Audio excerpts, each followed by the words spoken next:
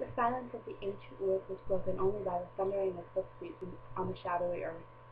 The last rays of light barely penetrated the darkening woods, where a rider cloaked in greens and greys urged her bay mount forward. The dark shapes of trees and of the outlines of animals scurrying through the underbrush blurred together as the cloaked rider pushed the mount to go faster. In front of them rose their destination, Turek Temple, named after its location in the very center of Turek Woods. As the rider and horse rode towards the impressive structure, a bald man in yellow robes with strange markings all over his body stepped forward. The yellow robes marked him as a monk of Alnaris, Sendor's patron god of justice, while the intricate tattoos marked him as a master spellcaster. The nature of his magic was difficult to depict in the dim lighting. The horse slowed and eventually stopped in the center of a large stone courtyard. The rider, however, was in no mood to gape at the beauty and impressive carvings within the place.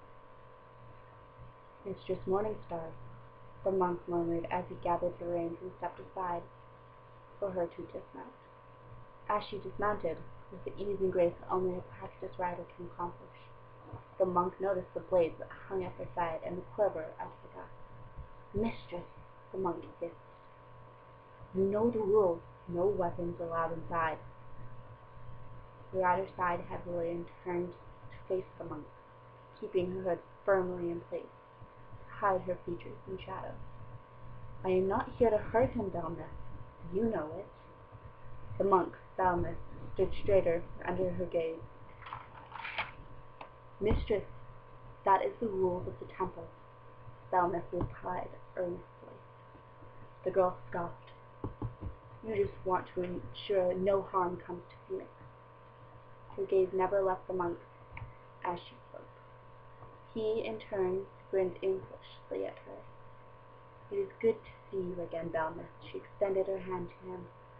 Belmeth returned the gesture, both grabbing each other's forearm and placing their own hand on top.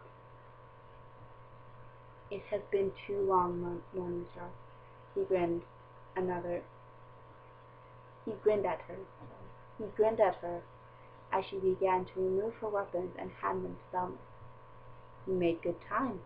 We were not expecting you for another 2 hours." "I am in a hurry, Belmeth," Morningstar said as she dropped her sheathed sword into his outstretched hand. "I have 2 meetings this night before returning to the capital. I do not need to be called in for a checkup.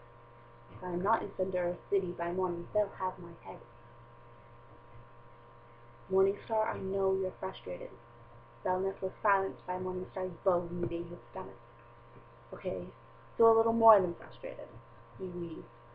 "But I promise there is a good reason." "There better be, Belmeth."